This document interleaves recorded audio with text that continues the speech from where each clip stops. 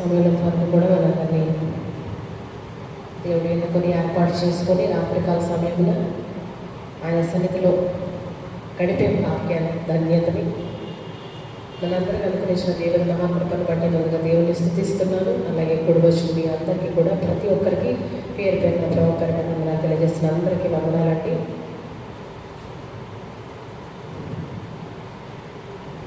పద్దెనిమిదో వచనంలో మొదటి భాగం చదవడం మొదటి లైన్, దేవోక్తి లేని ఎడల కట్టు లేక తిరుగుదురు. చాలని ప్రార్థన చేద్దాము. దయచేసి ప్రతి ఒక్కరు కూడా ఈ సమయంలో దేవుడు మనతో మాట్లాడలాగా కరడ నుంచి ప్రార్థనలు ఏకీపించండి. పరిశుద్ధ ప్రేమల తండ్రి, కృపగల మా దైవ, దయగల మా రాజా, స్తుతికి పాత్రుడ, స్తోత్రార్హుడ, ఈ పరిశుద్ధమైన ఘనమైన నామానికి స్తుతులు స్తోత్రాలు చెల్లించుకుంటున్నాం తండ్రి. అయ్యో ప్రభావం ఇంతవరకు ఇశ్రాయేలు సహవాస ఆరాధనలోని మొదలు చేర్చుకొని ఈ నామని ఆరాధించే భాగ్యం మనకు అనుగ్రహించారయ్యా. మీకే స్తోత్రాలు ప్రభా. మరి మీ వాక్యాన్ని ధ్యానించడానికి ప్రభా మేమందరం ఇక్కడ కూడి ఆశతో ఎదురు చూస్తున్నాము ప్రభా. మీరు మా మధ్యలోనికి దిగి వచ్చి మాతో మాట్లాడమని ప్రార్థిస్తున్నాం తండ్రి. ప్రతి ఒక్కరిని మీ ఆత్మతో అభిషేకించండి. వచ్చిన బిడ్డలు బట్టి మీకే స్తోత్రాలు. అనేక మంది ప్రభా రావాల్సి ఉండగా తండ్రి, వారిని త్వరగా మా మధ్యలోకి చేర్చమని వేడుకుంటున్నాం తండ్రి.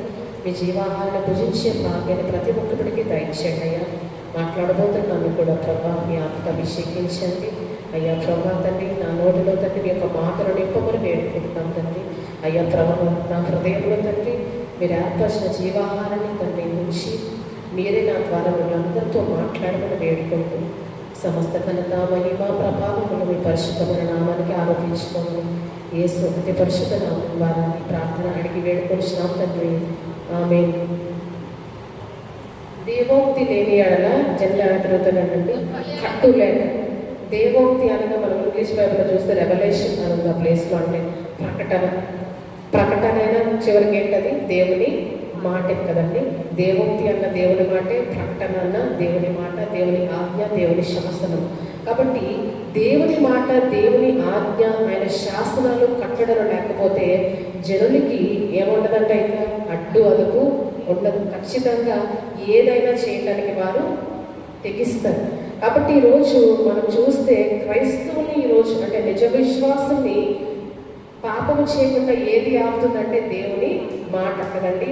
మనందరం పాపము చేయకుండా ఈరోజు ఎందుకుంటున్నామంట? మనం నీతిమంతులమని కాదు కదా. నీతిమంతుడు లేడు, ఒక్కడు కూడా లేడు. ఖచ్చితంగా అందరూ కూడా పాపం చేసి దేవుడు అనుగ్రహించి మహిళను పొందలేని దుస్థితిలో ఉన్నారనే వాక్యం తెలియజేస్తుంది. కాబట్టి ఈరోజు మనము పాపం చేయకపోవడానికి గల కారణము మన నీతిమంతులమని కాదు. చాలామంది ఏమనుకుంటా ఉంటారంటే కొన్నిసార్లు నేను నీతిమంతురాలు కాబట్టి నేను పాపం చేయకుండా జీవిస్తున్నాను. కానీ ఈరోజు దేవోక్తి లేకపోతే ఎవ్వరు కూడా పాపం చేయకుండా ఉండలేరు కదండి. అందుకనే దేవుడు వెతికినప్పుడు, నన్ను పరిశీలించినప్పుడు ఆయనకి ఎలా కనిపించారంట? మనుషులు మేలు చేయవాడు లేడు, ఒక్కడును కూడా లేడు, అందరూ దారి తొలగి బొత్తిగా చెడి ఉన్నారని వాక్యము స్పష్టంగా తెలియజేస్తుంది. కాబట్టి ఈరోజు మనము నీతిమంతులమని ఏ రోజు కూడా మనము అనుకోకూడదు. ఈరోజు ఏ పాపం చేయకుండా మనం ఉండగలిగిన దానికి కారణం ఎవరంట? దేవుని మాటే, దేవుని ఆజ్ఞే మనకు ఒక సరిహద్దును మన చుట్టూ గీసింది కనుక మనం నీతిమంతులముగా జీవించగలుగుతున్నాము. మనం పాపము చేయకుండా పరిశుద్ధులుగా ఆయన సన్నిధిలో ఉండగలుగుతున్నాం. కాబట్టి ఇది జనం లేక కట్టు లేక తిరుగుదురు అంటే ఖచ్చితంగా క్రైస్తవేతలకు ఏం లేదంటే ఈరోజు దేవుని మాట వారికి అడ్డుగా ఎంత మాత్రము లేదు. దేవుణ్ణి ఎరిగిన వారు దేవుని ఆజ్ఞను అనుసరించిన కనుక దేవుని మాట అంటే ఏంటో, దేవుని వాక్యం అంటే ఏంటో వారికి తెలియదు కనుక పాపము చేయడానికి వారికి ఎంత మాత్రం కూడా ఒక సరిహద్దు అనేది లేనే లేదు. అన్ని స్వాతంత్రంగా వారు చేసుకుంటూ అంటే ఇది చెయ్యాలా ఇది చేయకూడదా అనే ఆలోచన కూడా వారి హృదయాల్లో కనీసం కలగదు కదండి. అన్నిటిని మనం చూస్తే ఏ పనైనా చేయటానికి వారు ఏమాత్రం కూడా ఆలోచించవలసిన అవసరము లేదు. ఇది నేను చేయొచ్చా, ఈ పని నేను చేయొచ్చా లేదా, లేకపోతే ఇక్కడ నేను వెళ్ళొచ్చా లేదా, లేకపోతే ఈ మాట మాట్లాడవచ్చా లేదా, ఇక్కడ నేను కూర్చోవచ్చా లేదా, ఇవేమి కూడా అన్ని జనులు ఆలోచించవలసిన అవసరము లేదు. ఎందుకంటే వారికి దేవుని మాట లేదు. కాబట్టి జనులు కట్టులేక తిరుగుతారంటే ఖచ్చితంగా దేవుని ఎరగని వారు కావచ్చు, లేకపోతే దేవుని ఎరిగిన వారైన నామకారత క్రైస్తవులుగా జీవించేవారు కావచ్చు. వారికి ఈరోజు ఏం లేదంట? దేవుని మాట వారికి సరిహద్దు రేఖగా ఏమాత్రం కూడా లేదు. అయితే పౌలు భక్తుడు ఏం చేయలేదు తెలియజేసినట్టు అన్నిటి యందు మనకు స్వాతంత్రము కలదు కానీ అన్నీ చేయతగినవి కావు. ఈరోజు అన్ని జనాలకున్న స్వాతంత్రము వారి స్వాతంత్రం ఎటువంటిదో మనకు తెలియదు కానీ ప్రభువు మనకి ఏమి ఇచ్చాడు? ఈరోజు స్వాతంత్రం ఇచ్చాడు కదండి. ప్రభువు ఆత్మ మనకు నిశ్చయమైన స్వాతంత్రం ఇచ్చింది. అయితే ఈ స్వాతంత్రం మనం ఏ రీతిగా ఉపయోగించుకోవాలని పౌలు గారు తెలియజేసిన అన్నీ చేయతగినవి కావు. ఈరోజు మనకి స్వాతంత్రం ఉంది కానీ అన్నీ చేయతగినవి కావు అని పౌలు గారు తెలియజేసిన రీతిగా ఏది చేయవచ్చో ఏది చేయకూడదో మరలా మనకు ఎలా తెలుస్తుందంట? దేవుని మాట ద్వారా కదండి. అన్నీ చేయతగినవి కావు అని పౌలు గారు ఎలా చెప్పగలిగారంటే ధర్మశాస్త్రాన్ని అంతటినీ ఎరిగిన వాడుగా అపోస్తుడైన పౌలు ఉన్నారు కాబట్టి అన్నిటి యందు నాకు స్వాతంత్రం కలదు కానీ అన్నీ దేవుని ఆజ్ఞల్ని నెరవేర్చవు, అన్నీ దేవుని నీతిని నెరవేర్చవు, అన్నీ దేవుని సరిగ్గా మనం నిర్దోషులుగా ఎంత మాత్రం కూడా నిలబెట్టలేవు అని చెప్పి పౌలు గారికి తెలుసు కాబట్టి అన్నీ చేయతగినవి కావు అని స్పష్టంగా సంఘాలకైనా పిలుపునిచ్చారు. కాబట్టి ఈరోజు అన్నిటి యందు ఈరోజు మనకు స్వాతంత్రం ఉండవచ్చు కానీ దేవుని ఆజ్ఞలు దేవుని వాక్యం ఎరిగిన వారుగా మనం తెలుసుకోవాల్సింది ఏంటంటే అన్నీ చేయతగినవి కావు. ఎందుకంటే అన్నీ కూడా మనము దేవుని నీతిని నెరవేర్చులాగా మనం ఎంత మాత్రం కూడా పురికొల్పము.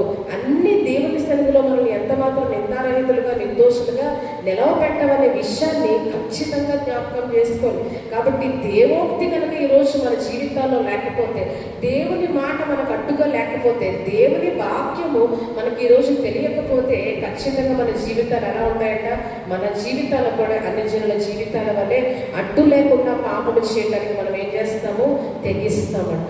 కాబట్టి ఈరోజు మన చుట్టూ మనం తీసుకోవాల్సిన సరిహద్దు రేఖ ఏంటంటే దేవుని వాక్యము కదండి. మన ఇంటి చుట్టూ ఎలాగైతే మనము ఫెన్సింగ్ వేయించుకుంటాం, సరిహద్దు వేయించుకుంటాం, ఎవరు కూడా అందులోనికి ప్రవేశించకుండా మనం ఏ రీతిగా అయితే కంచె వేయించుకుంటామో మన ఆత్మల చుట్టూ మనం ఏం చేయాలంటే ఈరోజు దేవుని వాక్యం అనే కంచెను మనము వేసుకోవాలి. మన ప్రవర్తన చుట్టూ, మన మాటల చుట్టూ, మనం చేసే ప్రతి కార్యం చుట్టూ మనం ఏం వేసుకోవాలంటే ఈరోజు దేవుని వాక్యం అనే కంచె లేకపోతే మనం కూడా ఏమైపోతాం? ఈరోజు క్రైస్తవేతరుల వలె పాపములో పడిపోతాం. అందుకనే పౌలు గారు ఒక మాట అంటారు కదా, ఒకవేళ అందరికీ ప్రకటించిన తర్వాత నేనే భ్రష్టులు అయిపోతానేమోనని నన్ను నేను నలగొట్టుకుంటున్నాను అన్నాడు. అంటే అపోస్తలుడైన పౌలు ఏమంటున్నారు? ఒకవేళ నేనే భ్రష్టత్వంలోకి వెళ్ళిపోతానే భయం నాకు ఉంది అని చెప్పి ఎప్పటికప్పుడు తను నలగొట్టుకునే పనిలోనే ఉన్నాడంట. కాబట్టి ఈరోజు మన భ్రష్టత్వంలోనికి వెళ్లకుండా ఉండాలంటే మన చుట్టూ మనం వేసుకోవాల్సిన సరిహద్దు ఏంటంటే దేవుని వాక్యము. దేవుని వాక్యము లేకపోతే కట్టు లేక జల్లు తిరిగే ప్రమాదం ఉంది. కట్టు లేక తిరిగినప్పుడు కేర్ ఆఫ్ అడ్రస్ ఏంటంటే మనందరికీ ఖచ్చితంగా నరకమే. ఈరోజు అన్నీ నేను చేస్తాను, అన్ని మాటలు మాట్లాడతాను, అన్ని చోట్లకి నేను వెళ్తాను, ఏదైనా కూడా చేయడానికి నాకు స్వాతంత్రం ఉంది అని మనం అనుకుంటున్నామా? ఖచ్చితంగా మనము నరకానికే చివరికి పాత్రలు అవుతాం. కానీ దేవుడు మనల్ని పరలోక రాజ్యంలోనికి ఎంత మాత్రం కూడా ఆయన ఆహ్వానించడు. కాబట్టి మన చుట్టూ, మన ప్రవర్తన చుట్టూ, ఈరోజు మన కార్యాల చుట్టూ, మన మాటల చుట్టూ మనమే తీసుకోవాల్సిన సరిహద్దు రేఖ ఏంటంటే దేవుని వాక్యము. ప్రతి స్త్రీ తన కుటుంబం చుట్టూ ఒక సరిహద్దు వేసుకున్నట్టు ఏంటంటే అది దేవుని వాక్యము. దేవుని వాక్యముతోనే మన బిడ్డని మనము పెంచాలి, దేవుని వాక్యంతో మన కుటుంబాన్ని మనము నడిపించాలి. దేవుని వాక్యం లేకపోతే ఈరోజు మన కుటుంబాల్లో కూడా మనం నీతిగా జీవించడం, ఎక్కడ కూడా నీతి న్యాయాలు మనం జరిగించాలన్నా మనకి అవసరమైనది ఏంటంటే ఖచ్చితంగా దేవుని వాక్యమే. ఈరోజు మన నీతి, మన ప్రవర్తన, మన భక్తి కాదు కానీ ఖచ్చితంగా దేవుని వాక్యము లేకుండా మనం ఎవరు కూడా నీతిగా జీవించలేము. ధర్మశాస్త్రం ఏం చెప్పిందంట? నీతి అంటే ఏంటో తెలియజేసి నీతిగా ఎలా జీవించాలో దేవుడు తన ధర్మశాస్త్రం ద్వారా మనకు ఆయన తెలియజేశాడు. లేకపోతే మనుషులు ఈరోజు ఏం లేదంట? నీతి న్యాయం అనేవి ఏమాత్రం కూడా లేదు. అందుకనే వారందరూ దారి తొలగి బొత్తిగా చెడి ఉన్నారట. మనుషులందరి ప్రవర్తన ఎటువంటి ప్రవర్తన అంటే దుష్ట ప్రవర్తన, చెడ్డ ప్రవర్తన. కాబట్టి ఈరోజు ఆయన వాక్యం ద్వారా మనం ఎలా మార్చబడ్డామంట? నీతిమంతులముగా, పరిశుద్ధులంగా మనము మార్చబడ్డాము. మనం ఆలోచన చేస్తే నీ నామం అంతటి కంటే ఉత్తర ప్రత్యుత్తర భాగంలో అంటున్న మాట ఏంటంట, నీ నామం అంతటి కంటే నీవు ఇచ్చిన వాక్యమును నీవు గొప్ప చేసి ఉన్నావు అంటా ఉన్నాడు. ఎందుకంటే ఆయన వాక్యమే ఈరోజు ప్రతి విశ్వాసిని ఎలా నడిపిస్తుందంట, ఒక నీతి మార్గంలో, ఒక పరిశుద్ధమైన మార్గంలో, ఒక న్యాయమైన మార్గంలో ప్రతి విశ్వాసిని ఆయన వాక్యము నడిపిస్తున్న విషయము పరిశుద్ధాత్మ దేవుడు మనకి తెలియజేస్తూ ఉన్నాడు. కాబట్టి మన ప్రవర్తన చుట్టూ ఎల్లప్పుడూ ఈ కంచెను మనం వేసుకోగలిగితే మనం అన్ని జనుల వలె కాకుండా ఆయన సన్నిధిలో నిందారహితులుగా మనము జీవించగలుగుతాం. అన్ని జనుల వలె మనం ఉండకూడదని దేవుడు ఎంతగానో కోరుకుంటున్నాడు. యేసుప్రభువు అంటారు మత్తయి సువార్తలో 6వ అధ్యాయము 7-8 వచనాలు ఒకసారి చదవండి. మత్తయి సువార్త 6వ అధ్యాయం, మీరు ప్రార్థన చేయనప్పుడు అన్య జనుల వలె వచింపవద్దు, విస్తరించి మాటలాడుట వలన వినబడునని వారు తలంచుచున్నారు. మీరు వారి వలె ఉండకుడి, అడుగక మునిపే మీకు అక్కరగా ఉన్నవేమో ఆయనకు తెలియదు. చాలండి, మనం చూస్తే యేసుప్రభువు ఏమంటున్నారు, అన్య జనుల వలె మీరు ఉండడానికి వీలు లేదు అంటా ఉన్నాడు. అన్య జనుల వల్ల ఏం చేయకూడదంటే ఈరోజు ప్రార్థనలో మనము వ్యర్థమైన మాటలు వచింపకూడదని తెలియజేస్తుంది. విస్తరించి మాట్లాడటం వలన తమ మనవి వినబడడం. ఈ వాక్యం ధ్యానిస్తున్నప్పుడు నాకు ఎవరు గుర్తొచ్చారంటే, ఏలియా సవాల్ విసురుతాడు కదండి. ఈరోజు బయలుదేవడో లేకపోతే యెహోవా దేవుడో తేల్చుకుందామని ఏలియా ఒక సవాల్ విసురుతాడు.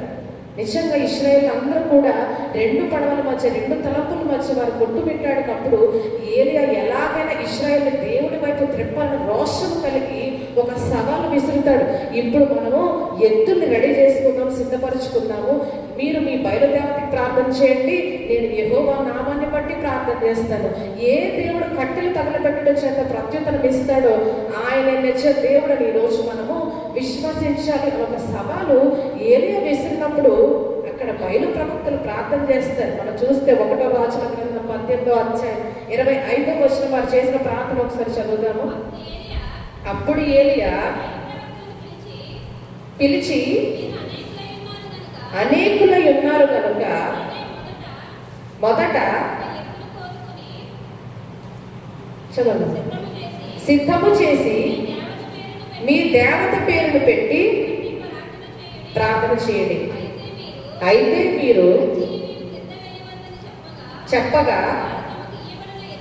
వారు తమకు ఇయ్యబడిన ఎద్దును సిద్ధము చేసి ఉదయం మొదలుకొని మధ్యాహ్నం వరకు బయలా మా ప్రార్థన వినుమని బయలు పేరును పెట్టి ప్రార్థన చేసిరు. కానీ ఈ యొక్క మాట అయినను ప్రత్యుత్తరం ఇచ్చివాడెవడను లేకపోగా బలిపీఠమునంత గొంతులు వేయ మొదలుపెట్టిరి.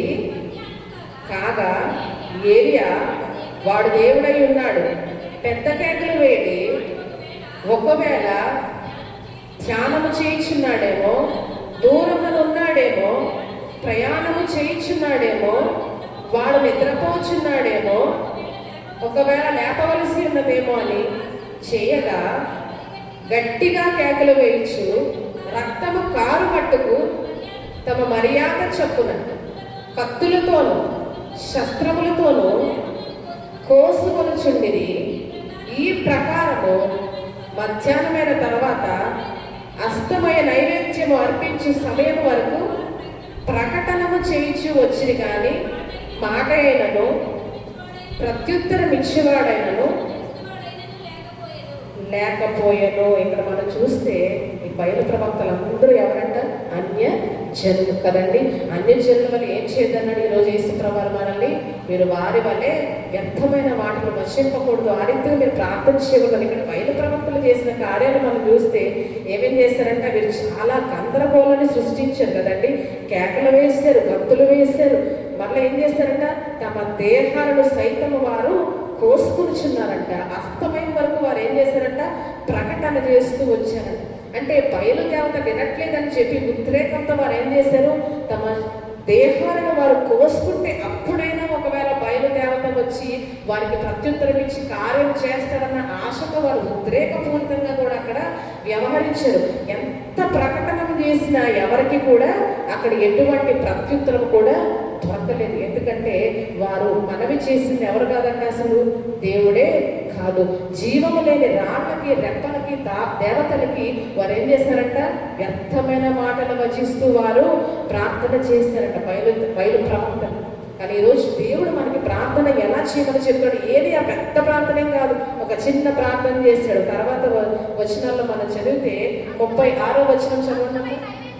అస్తమయ నైవేద్యం అర్పించు సమయమున ప్రవక్త ఏలియా దగ్గరకు వచ్చి ఇలా ప్రార్థన చేశాడు. యెహోవా, అబ్రహాము, ఇస్సాకు, ఇశ్రాయేలుల దేవా, ఇశ్రాయేలీల మధ్య నీవు దేవుడవై ఉన్నావనియు సేవకుడనై ఉన్నాననియు ఈ కార్యములన్నయు నీ సెలవు చేత చేసిదననియు ఈ దినమున కనపరచుము. యెహోవా, నా ప్రార్థన ఆలకించుము. యెహోవైన నీవు దేవుడవై ఉన్నావనియు వారి హృదయములను నీ తట్టుకు తిరుగు చేయమనియు ఈ జనులకు తెలియనట్లుగా నా ప్రార్థన అంగీకరించుము. చాలండి.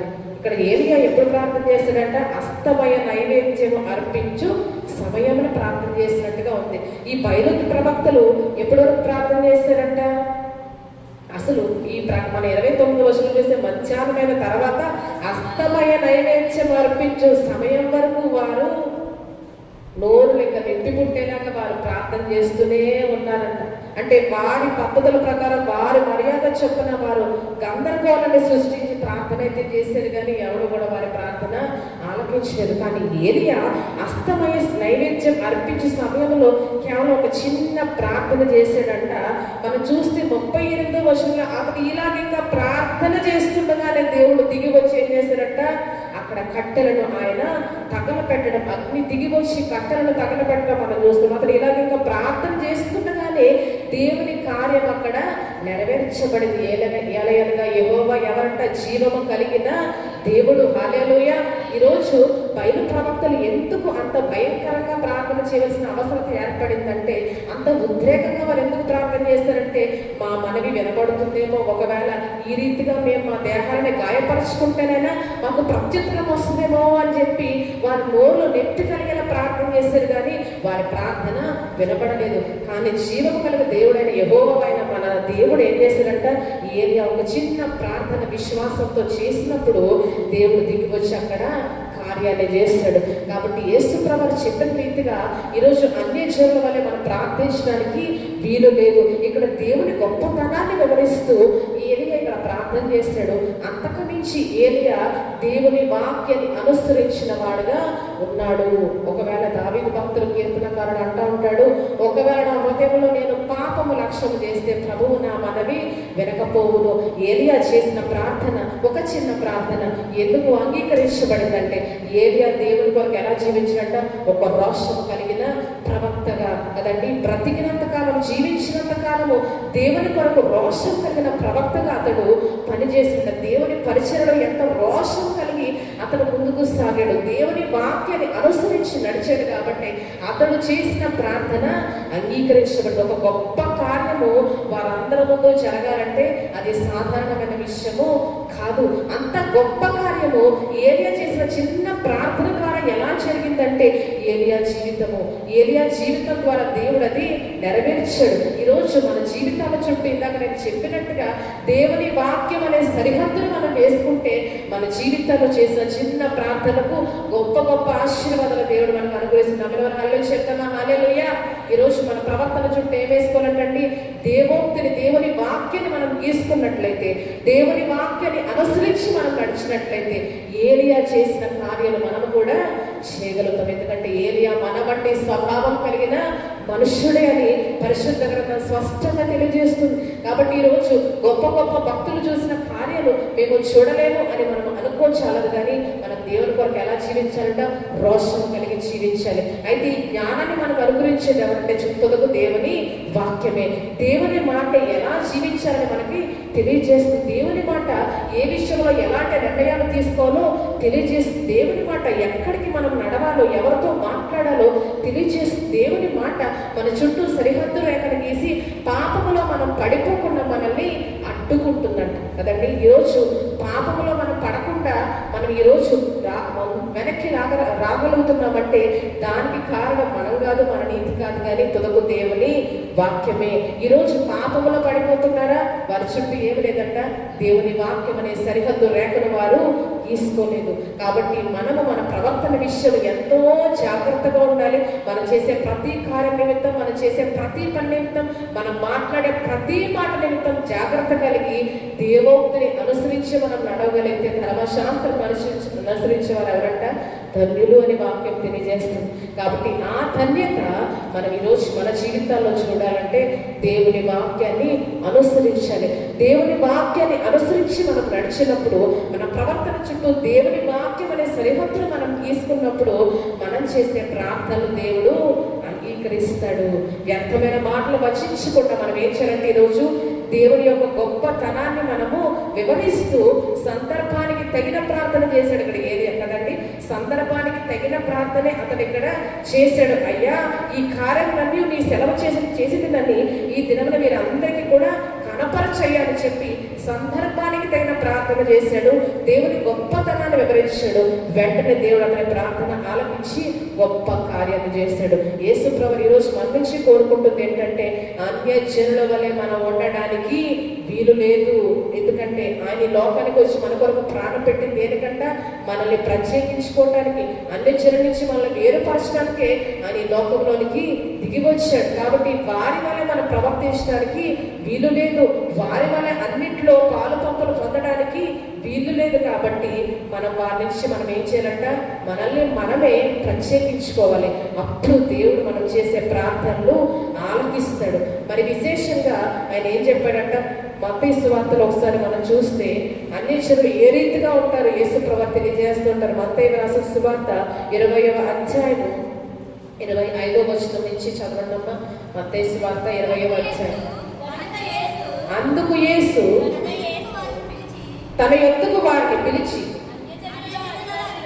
అధికారులు వారి మీద ప్రభుత్వం చేయుదురని, గొప్పవారు అధికారం చేయుదురని మీకు తెలియను. మీలో అలాగుండకూడదు. మీలో ఎవడు గొప్పవాడై ఉండగోరునో వాడు మీ పరిచారకుడై ఉండవలెను. ముఖ్యుడై ఉండగోరునో వాడు మీ దాసుడై ఉండవలెను. అలాగే మనుష్య కుమారుడు చేయించుకున్నకు రాలేదు కానీ పరిచారం చేయటకును అనేకులకు ప్రతిగా విమోచన క్రైతనముగా తన ప్రాణం నిష్ఠకును వచ్చినని చెప్పాను. అన్యజనులు ఏ రీతిగా ప్రవర్తిస్తారో మనకి ఇక్కడ యేసు ప్రభువు తెలియజేసి, మీరు వారి వలె ఉండకూడదని మరలా మనకి తెలియజేస్తున్నారు. అన్యజనులు ఏం చేస్తారంటే, అధికారులైన వారు వారి మీద ప్రభుత్వం చేస్తారు, వారిలో గొప్పవారు వారి మీద అధికారం చెలాయిస్తారు. అయితే మీలో ఏమాత్రం కూడా అలా ఉండకూడదు. ఎందుకంటే మనల్ని కూడా దేవుడు హెచ్చిస్తాడు.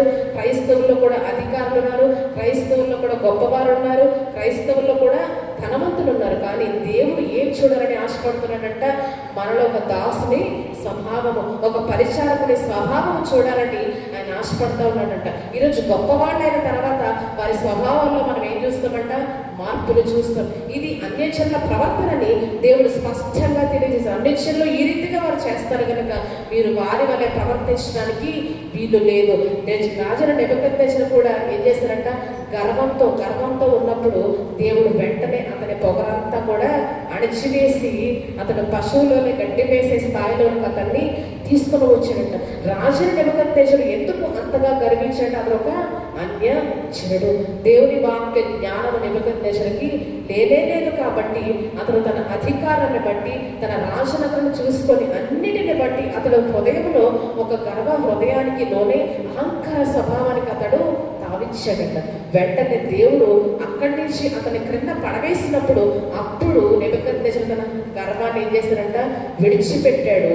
ఆయన దేవుడని తెలుసుకున్నాడంట. కాబట్టి ఈరోజు మనలో దేవుడు తగ్గింపు స్వభావాన్ని చూడాలని ఆయన ఆశపడతాడు. ఈరోజు ఏ స్థానంలో అయినా మనం ఉండొచ్చు, ఎట్టి స్థితిలోనైనా మనం ఉండొచ్చు, కానీ ఎంతగా హెచ్చింపబడినా మనలో ఆయన ఏం చూడాలని ఆశపడుతున్నాడంట? తగ్గింపు స్వభావాన్ని చూడాలని ఆయన కోరుకుంటూ ఉన్నాడు. ఈ మాటల యొక్క పరమార్థాన్ని మనం గ్రహిస్తే, మీలో ఎవడు ముఖ్యుడై ఉండగోరునో వాడు మీ దాసుడై ఉండవలను అని చెప్తా ఉన్నాడు. మీలో ఎవడు గొప్పవాడై ఉండగోరునో వాడు మీ పరిచారకుడై ఉండవలను. అంటే ఈరోజు మనం గొప్పవాళ్ళగా దేవుని కృపచేత మార్చబడినా మనలో ఏ స్వభావం ఉండాలంట?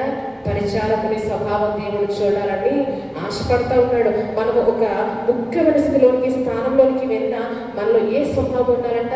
ఒక దాసుని స్వభావం మనలో ఆయన చూడాలని ఆశపడుతున్నాడు. అంటే అది ఈ మాటల యొక్క పరమార్థం. మనలో స్వభావం ఏమాత్రం కూడా చేంజ్ ఉండకూడదు కదండి. ఈరోజు ఎక్కడి నుంచి ఎటువంటి స్థాయికి వెళ్ళినా మన స్వభావం మునుపు ఎలా ఉన్నదో అలాగే ఉండాలని దేవుడు కోరుకుంటున్నాడు. అంటే ఒక దాసుని స్వభావాన్ని, ఒక పరిచారకుని స్వభావాన్ని మన హృదయంలో ఆయన చూడాలని ఆశపడతా ఉన్నాడు. ఈరోజు నాబాలును మనం చూస్తే ఎంత క్రమంగా అతడు దావీదుతో మాట్లాడో మనం చూద్దాము. నాబాలు ఎవరంటే ఒకసారి మనం చూద్దాం. మొదటి సమూయేలు గ్రంథము 25వ అధ్యాయం 10వ వచనం ఒకసారి చదవడమ్మా. నాబాలు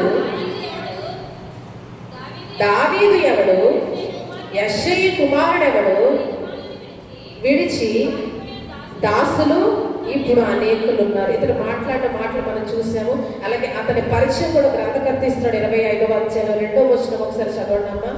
కర్మేలులోని మాయూరు నందు ఆస్తి గలవాడు ఒకడు కాపురం ఉండెను. అతను బహుభాగ్యవంతుడు. అతనికి 3000 గొర్రెలను 1000 మేకలను ఉండెను. చూసారంటే నాబాలు ఎవరంట? బహు భాగ్యవంతుడు, బహు ఆస్తిపరుడు, ధనవంతుడు ఈ నాబాలు. అయితే ఇతని ఆస్తిని బట్టి, ఇతని ధనాన్ని బట్టి ఇతనికి ఏమొచ్చిందంట? గర్వం వచ్చింది. ఎందుకంటే ఇతనికి దేవుని జ్ఞానం ఇతనికి లేదు, దేవుని వాక్య జ్ఞానం ఇతనికి లేదు. కాబట్టి తన ఆస్తిని బట్టి, ధనాన్ని బట్టి గర్వించిన ఈ నాబాలు ఉపకారం చేసిన దావీదు అంటున్న మాటలు ఏంటంట? దావీదు ఎవడు, యెష్షయి కుమారుడు ఎవడు అంటున్నాడు. ఒకనొకప్పుడు అతని ద్వారా ఉపకారాన్ని ఇతను పొందుకున్నాడు. అయినప్పటికీ ఉపకారాన్ని పొందుకున్న మనుష్యుని ఇతను ఏమని సంబోధిస్తున్నాడంట? దావీదు ఎవడు అంటున్నాడు. అంటే అతని హృదయంలో ఎంత గర్వము, ఎంత అహంభావం నిండుకొని ఉందో నాబాలు యొక్క మాటల ద్వారా మనకి స్పష్టంగా అర్థమవుతుంది. ఈరోజు మనం కూడా చాలాసార్లు మన హృదయంలో గర్వం నిండిపోతే, అహంభావంతో మన హృదయం అంతా నిండిపోతే మనం ఏమంటామంట? వాళ్ళెవరు, వీళ్ళెవరు అంటా ఉంటాం కదండి. మనం ఎక్కడున్నామంట? భూమి మీద ఉన్నాము. దేవుడు ఆకాశమందున నీ భూమి మీద ఉన్నావు కనుక నీ మాటలు ఎప్పుడు కూడా కొద్దిగానే ఉండాలి. కానీ అంతకు మించి పెరిగితే అశ్షూరు కేకలు వేసినప్పుడు దేవుడు ఏం చేశాడు? కేకలంతటిని కూడా అణిచివేశాడు. హల్లెలూయా. అతని అరుపుల్ని మాన్పివేశాడు. వదంతుని అతడు తన స్వదేశానికి వెళ్ళినప్పుడు తన స్వంత కుమారుల చేత అతడు చంపబడిన స్థితిలోనికి అతడు వెళ్ళాడు. ఎవరంట? ఒక రాజు, ఒక దేశానికి రాజు. కాబట్టి ఈరోజు మనం ఎలా ఉండాలంట? తగ్గింపు గలవారమై ఉండాలి. ఈరోజు మన ధనాన్ని బట్టి కావచ్చు, మన కుటుంబాన్ని బట్టి కావచ్చు, మన స్థితి గతులను బట్టి కావచ్చు, మన మాటలు ఎప్పుడు కూడా కింది స్థాయిలోనే ఉండాలి తప్ప మన మాటలు ఎప్పుడు కూడా హెచ్చైన స్థాయిలోనికి వెళ్ళకూడదు. మన మాటలు ఎప్పుడు కూడా గర్వంతో నిండి ఉండకూడదంట. అన్ని జనుల వల్లే ఏమాత్రం కూడా మీరు ప్రవర్తించకూడదని యేసుప్రభువు చాలా చాలా స్పష్టంగా తెలియజేశారు. కానీ ఈరోజు క్రైస్తవులు కూడా అనేకులు తమ అధికారాన్ని బట్టి, తమ ఉద్యోగాలను బట్టి, తమ ధనాన్ని బట్టి, తమ ఆస్తిని బట్టి, తమ కుటుంబాన్ని బట్టి ఏం చేస్తున్నారంట? గర్వ హృదయాలతో దేవునికి వ్యతిరేకమైన జీవితాన్ని వారు జీవిస్తూ ఉన్నారు. కానీ ఈరోజు ఒక పరిచారకుని స్వభావాన్ని, ఒక దాసుని స్వభావాన్ని మనం ఏ స్థితిలో ఉన్నప్పటికీ దేవుడు చూడాలని ఈరోజు ఆశపడతా ఉన్నాడంట. కానీ ఈరోజు మనము దేవుని ఆశను నెరవేర్చే వారంగా ఉన్నామా? మనము అబ్రహామును దేవుడు ఎందుకు అంతగా దీవించాడో మనం చూద్దాం. అబ్రహామును దేవుడు ధనవంతుడుగా తీర్చిదిద్దాడు కదా, ఒక భాగ్యవంతుడు అబ్రహాం. ఎందుకు అబ్రహామును అంతగా దీవించాడంట? అతడు ఏం చేశాడు? ముగ్గురు మనుషులు అంటే దేవదూతలకు తెలియకే అతను ఏం చేశాడంటే 18వ అధ్యాయం ఆదికాండము 1వ వచనం నుంచి చదవడం లేఖనమా. మమ్రే దగ్గరనున్న సింధూర వనములో అబ్రహాము ఎండవేళ గుడారపు ద్వారమందు కూర్చొని ఉన్నప్పుడు యెహోవా అతనికి కనబడెను. కనులెత్తి చూసినప్పుడు ముగ్గురు మనుషులు అతని ఎదుట నిలబడి ఉండిరి.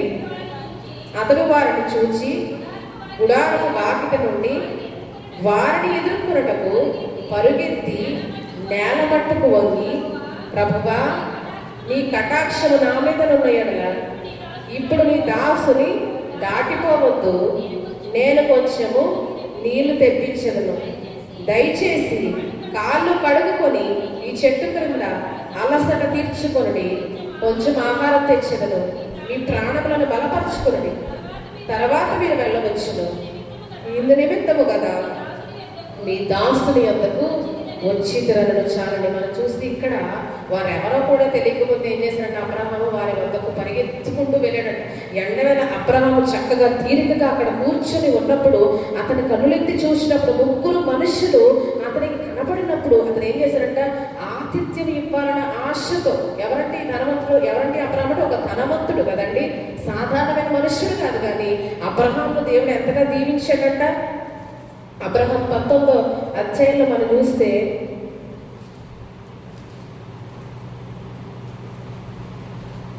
13వ అధ్యాయంలో మనం చూస్తే 2వ వచనం చదవండి అమ్మా.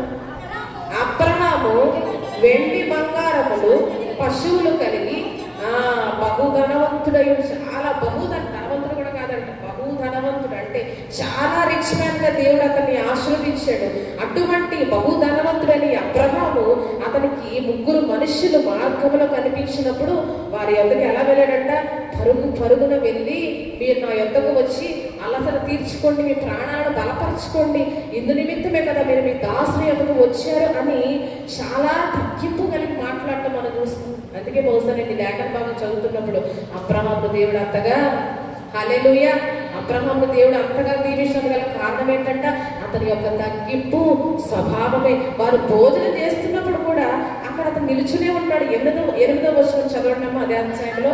తరువాత అతడు వెన్నను పాలను తాను సిద్ధము చేయించిన దూడలో తెచ్చి వారి యొక్క పెట్టి వారి భోజనం చేయించుండగా వారి యొక్క చెట్టు క్రింద ఏం చేసిన కనీసం కూర్చుని వారి ఎదుట నిలుచున్నాడంటే. ఎవరంటే ఒక ధనవంతుడు, దేవుని చేత ఆశీర్వదించబడ్డ మనుషుడు, దేవుడు వాగ్దానం చేసిన మనుషుడు, దేవుడు మాట్లాడిన మనుషుడు. అబ్రహాం ఎవరంట, దేవుడు మాట్లాడిన మనుషుడు, దేవుడితో మాట్లాడిన వాడు. అటువంటి అబ్రహాము తను ఎంతగా తగ్గించుకున్నాడంటే వారు భోజనం చేస్తున్నంత సేపు కూడా ఆ చెట్టు క్రింద నిలుచునే ఉన్నాడు. అంతగా తాను తగ్గించుకున్నాడు. కాబట్టి దేవుడు అబ్రహామును అంతగా ఆశీర్వదించి విశ్వాసులకు తండ్రి అయ్యే ధన్యతని అబ్రహాముకు అనుగ్రహించాడు దేవుడు. అందుకని అబ్రహాము, ఇస్సాకు, యాకోబుల దేవుడిని తాను అనిపించుకోవడానికి దేవుడు ఎంత మాత్రం కూడా ఆయన సిగ్గుపడలేదంట. కాబట్టి మనలో ఏం చూడాలనుకుంటున్నాడంట, ఈరోజు మనం ధన సమృద్ధి కలిగిన, మన స్థితిగతులు మారిన, గొప్ప గొప్ప ఉద్యోగాలు మనం పొందుకున్న, గొప్ప గొప్ప స్థానాల్లోనికి మనం వీళ్ళ ఎంత మేడల మీదలు కట్టుకున్న ఒక పరిచారకుని స్వభావాన్ని, ఒక దాసుని స్వభావాన్ని మన హృదయాల్లో దేవుడు చూడాలని ఆశపడతాడు. ఎందుకంటే యేసుప్రభువు కూడా అదే రీతిగా జీవించారు కదండి. భూమి మీద ఉన్నప్పుడు యేసుప్రభువు ఒక దాసుని వల్ల ఆయన జీవించారు. ఆయన ధనవంతులై ఉన్నప్పటికీ మనము దరిద్రులమైన మనము ధనవంతులు కావాలని ఆయన ఏం చేస్తారంట, మన కొరకు ఆయన దరిద్రుడుగా మారాడంట. మన కొరకు దాసుని స్వభావాన్ని ఆయన ధరించుకున్నాడని పౌలు గారు తెలియజేస్తూ ఉన్నారు. కాబట్టి ఈరోజు మనం ఆలోచన చేసి శిష్యుని కూడా ఆయన ఏమని సంబోధించారంటే, పునరుద్ధారుడైన తర్వాత యోహాను రాసిన సువార్తలో 20వ అధ్యాయం 17వ వచనం ఒకసారి చదువుతాం. యోహాను రాసిన సువార్త త్వరగా చదవడం. 20వ అధ్యాయం 17వ వచనం. యేసు ఆమెతో, నేను ఇంకను తండ్రి యొద్దకు ఎక్కిపోలేదు కనుక నన్ను ముట్టుకొనవద్దు.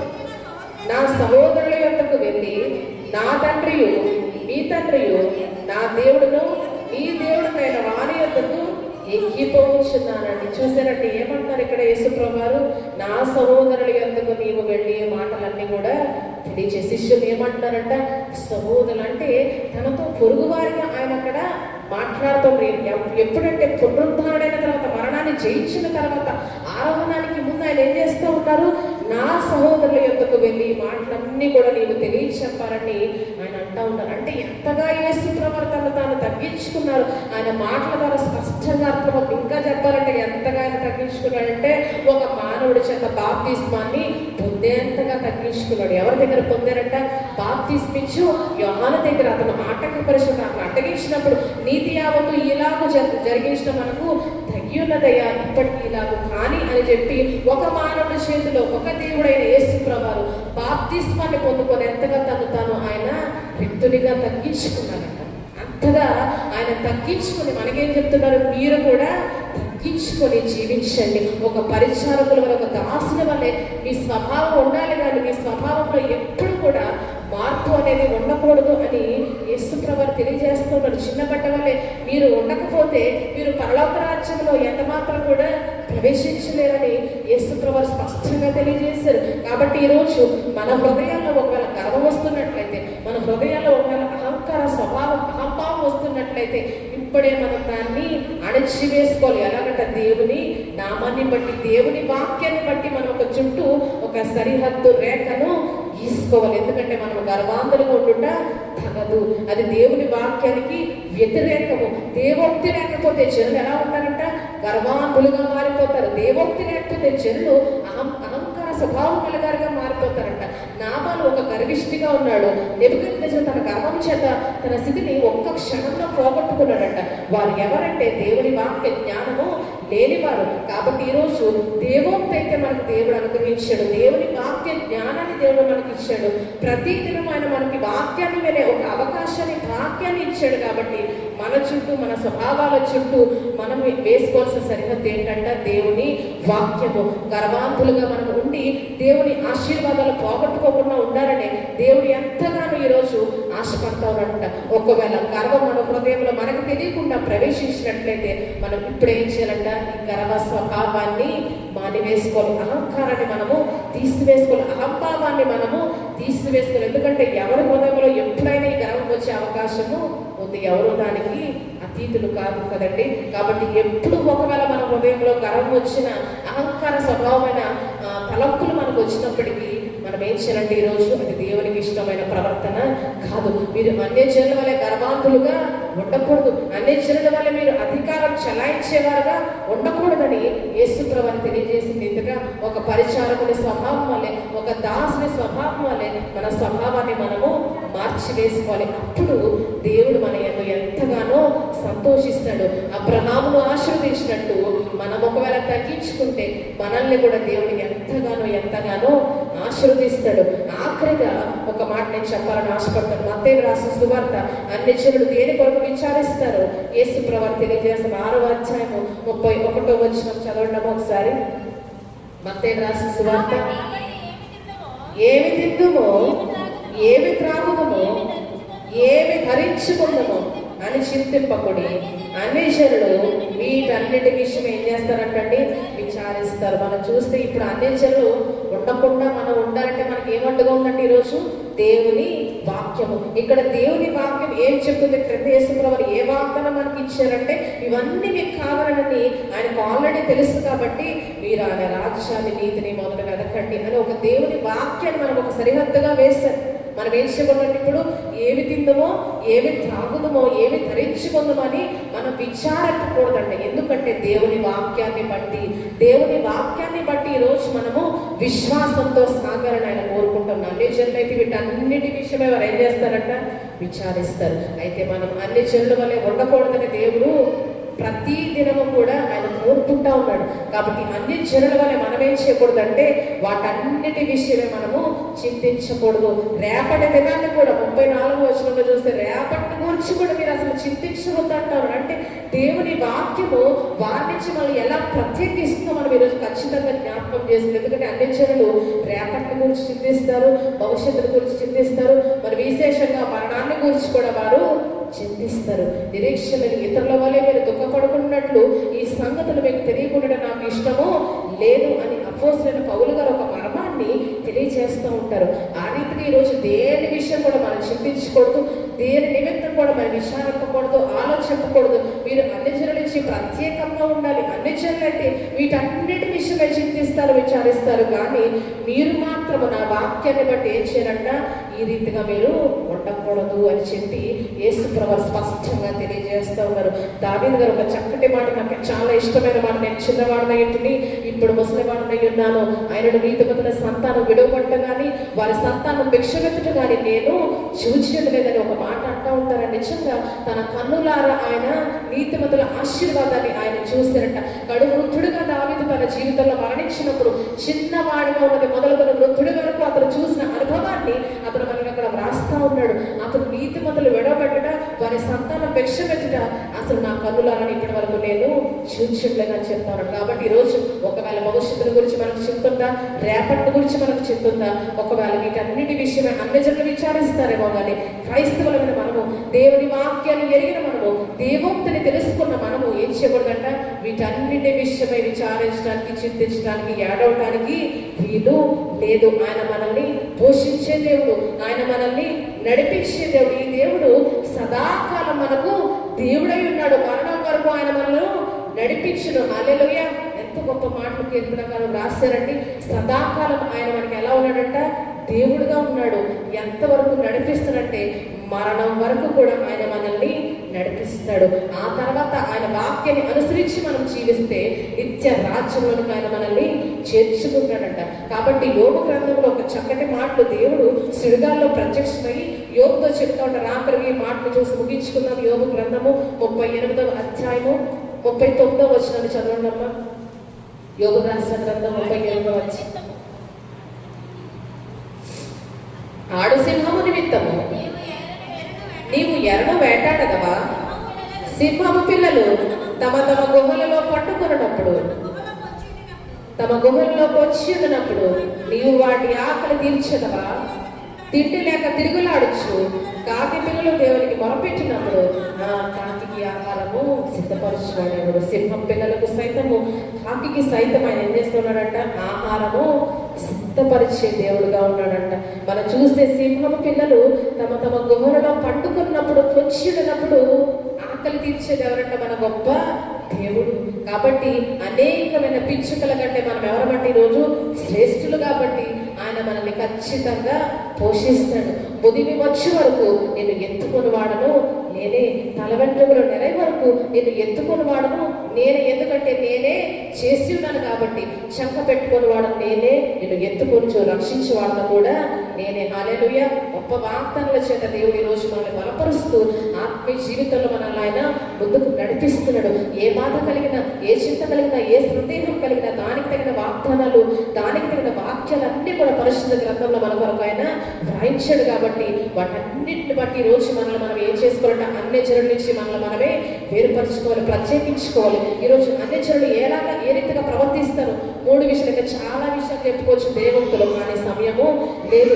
ఈ 3 విషయాలు ఈ రోజు మనకు పరిశుద్ధాత్మ దేవుడు తెలియజేసిన రీతిగా ఈ 3 విషయాల్లోనూ అన్ని జనుల వల్ల మనం ఏం చేయకూడదంటే ఈరోజు ప్రవర్తించకూడదు. కానీ ఆయన వాక్యాన్ని అనుసరించి, ఆయన వాక్యం ఏం చెప్పిందో ఆ రీతిగా మనం ఈరోజు నడుచుకోవాలంట. అన్ని జనుల వల్ల మనం ఏ రీతిగా ప్రార్థన చేయకూడదు. అన్ని జనుల వల్ల మనం వ్యర్థమైన వాటిని వచిస్తూ, ప్రార్థన విస్తారంగా చేస్తూ, అనవసరమైన వ్యర్థమైన ప్రార్థనలు చేయడానికి వీలు లేదు.